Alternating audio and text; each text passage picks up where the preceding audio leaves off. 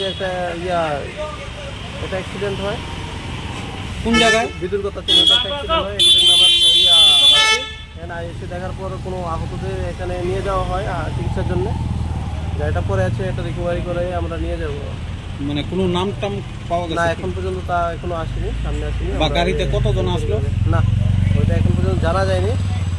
বা কোনো কারোর সাথে কি বাড়ি টাড়ি খাইছে গাড়িটা?